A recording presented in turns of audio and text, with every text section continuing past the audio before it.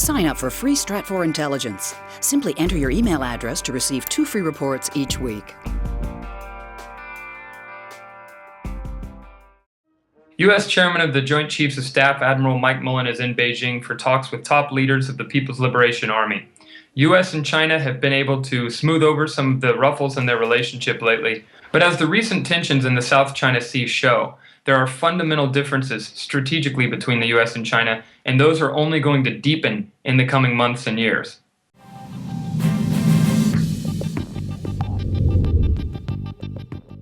The U.S. and China are continuing a series of military-to-military negotiations that they began in late 2010 and early 2011 in an attempt to improve relations between the two states and clarify some of the differences that have emerged between them as China rises in power in the region and the U.S. begins to shift strategically away from its commitments in the Middle East and South Asia.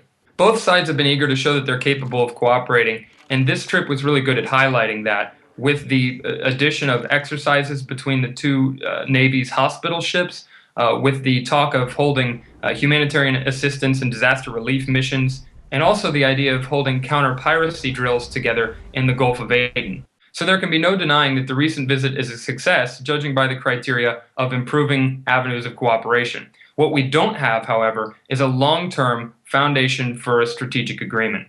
The United States is facing the fact that China is a rising power in the region, and in particular, its maritime focus and its naval power is increasing, and that puts at threat long-standing U.S. strategic goals of maintaining circumnavigation and naval dominance.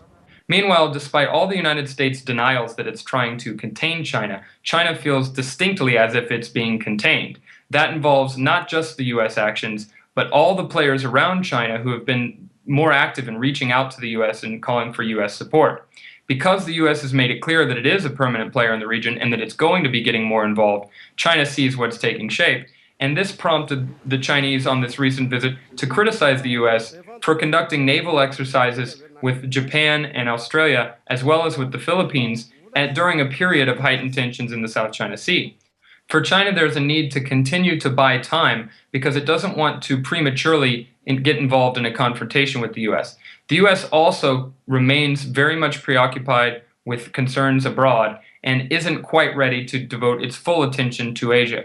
There's undeniably a trend of growing pressure between China, its neighbors, and the U.S., and that's going to continue, and it isn't at all clear whether the mechanisms of cooperation that the U.S. and China are setting up now will be strong enough at that time to prevent confrontation or mistakes.